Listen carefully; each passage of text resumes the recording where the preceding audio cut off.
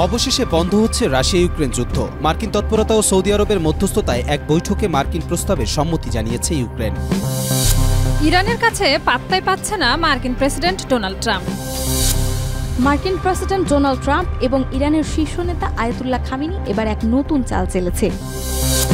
সিরিয়ার সহিংসতায় রুশ বিমান ঘাঁটিতে আশ্রয় নিয়েছে ৯,০০০ মানুষ। আসাদ সরকারের পতনের পর সিরিয়ার গলার কাটা হয়েছিল রাশিয়া। সেই রাশিয়ার কাছেই আশ্রয় নতুন প্রশ্নের জন্ম দিয়েছে।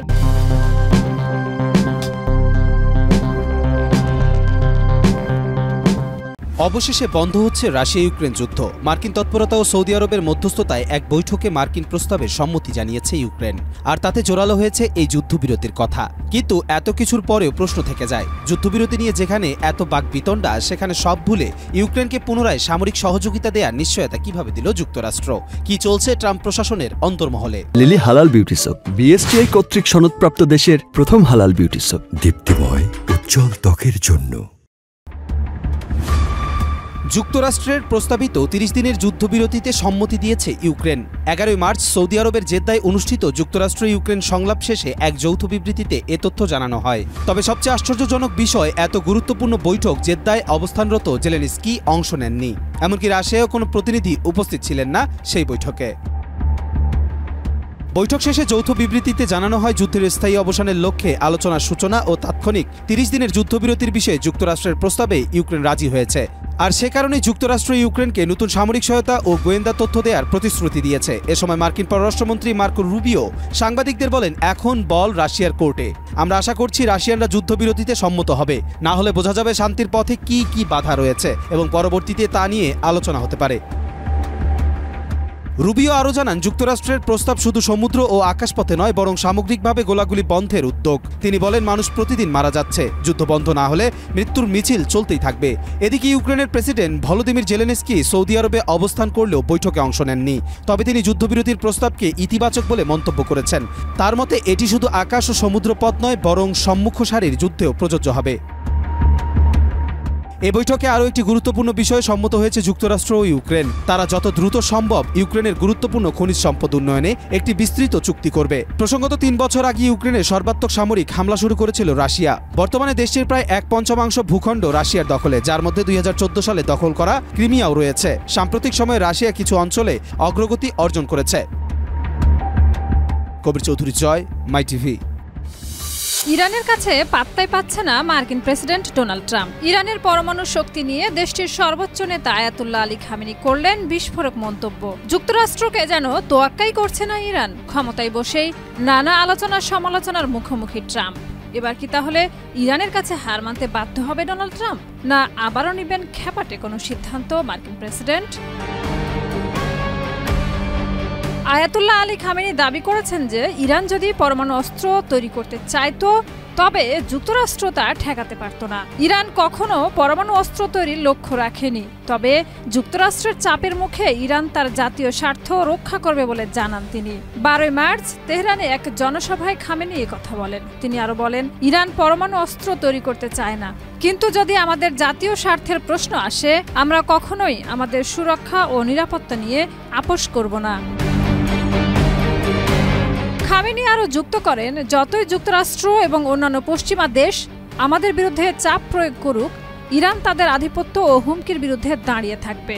এ মন্তব্যে ইরান তার পরমাণু কার্যক্রম নিয়ে পশ্চিমা বিশ্বের উদ্বেগের কথা একরকম প্রত্যাখ্যান করেছে এবং নিজ দেশের নিরাপত্তার ক্ষেত্রে পূর্ণ স্বাধীনতার পক্ষ নিয়েছে।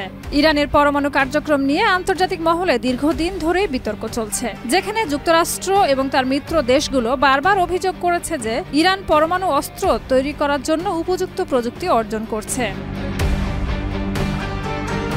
এদিকে গত কয়েক বছরে ইরান ও পশ্চিমা বিশ্বের মধ্যে পরমাণু চুক্তি নিয়ে একাধিক আলোচনা হলেও একাধিকবার তা ব্যর্থ হয়েছে। ইরান দাবি করছে যে তার পরমাণু প্রোগ্রাম শান্তিপূর্ণ উদ্দেশ্যে চলছে, তবে পশ্চিমা দেশগুলো মনে করছে এটি পরোক্ষভাবে পরমাণু অস্ত্র তৈরির লক্ষ্যে। শাহিদা রুবি, মাই টিভি। মার্কিন প্রেসিডেন্ট ডোনাল্ড ট্রাম্প এবং ইরানের শীর্ষ নেতা আয়াতুল্লাহ খামেনি এবার এক নতুন চাল চেলেছে। এর আগে ৭ মার্চ ডোনাল্ড ট্রাম্প দাবি করেন তিনি ইরানের নেতাদের একটি চিঠি পাঠিয়েছেন।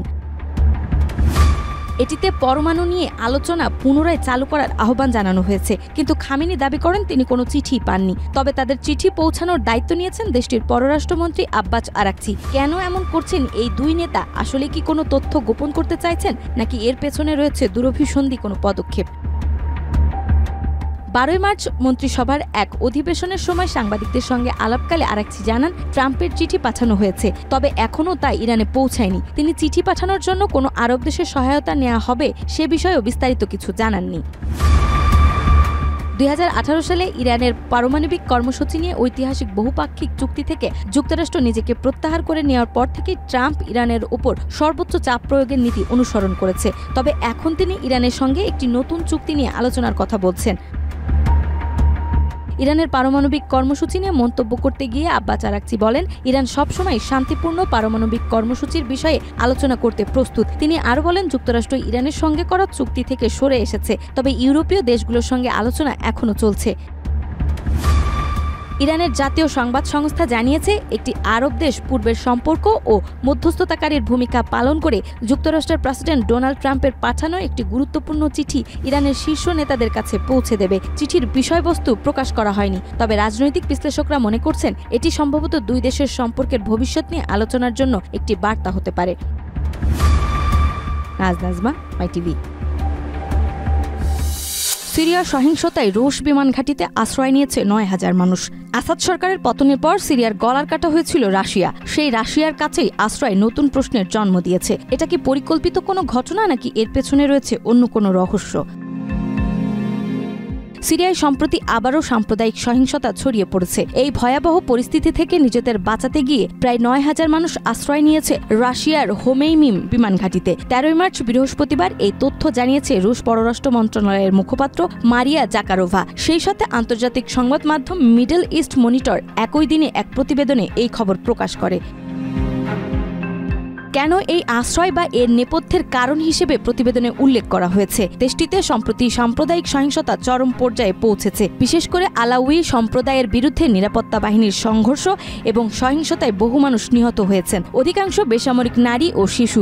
অন্তর্বর্তীকালীন প্রেসিডেন্ট আহমেদ আল সারা এই সহিংসতাকে সিরিয়ার জাতীয় ঐক্যের জন্য হুমকি হিসেবে উল্লেখ করেছেন।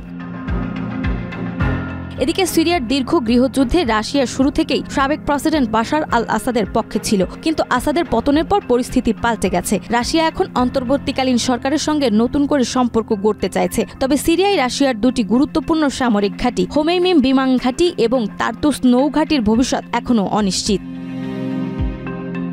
মারিয়া জাকারোভা জানিয়েছেন, রাশিয়া তাদের নাগরিক ও সামরিক স্থাপনার নিরাপত্তা নিশ্চিত করতে সব ধরনের ব্যবস্থা নিচ্ছে এবং আরব রাষ্ট্র তুরস্ক ও ইরানের সঙ্গে ঘনিষ্ঠভাবে যোগাযোগ রাখছে। তিনি আরও বলেন, সহিংসতার মাত্রা বাড়ছে, যা সিরিয়ার অভ্যন্তরীণ স্থিতিশীলতার জন্য উদ্বেগজনক। আসাদের পতনের পর রাশিয়া কূটনৈতিকভাবে নতুন কৌশলে এগোচ্ছে, তবে সামরিক ঘাঁটিগুলোর ভবিষ্যৎ এখনও ঝুঁকিতে। বিশ্লেষকরা বলছেন, সিরিয়ার মানবিক সংকট ও রাজনৈতিক অনিশ্চয়তা এখনও কাটেনি। হোমেইমিম ঘাঁটিতে হাজারো মানুষের আশ্রয় নেওয়া সেই সংকটেরই একটি প্রমাণ। আন্তর্জাতিক সহায়তা ও রাজনৈতিক সমঝোতায় এই সংকট কাটানোর পথ তৈরি হতে পারে।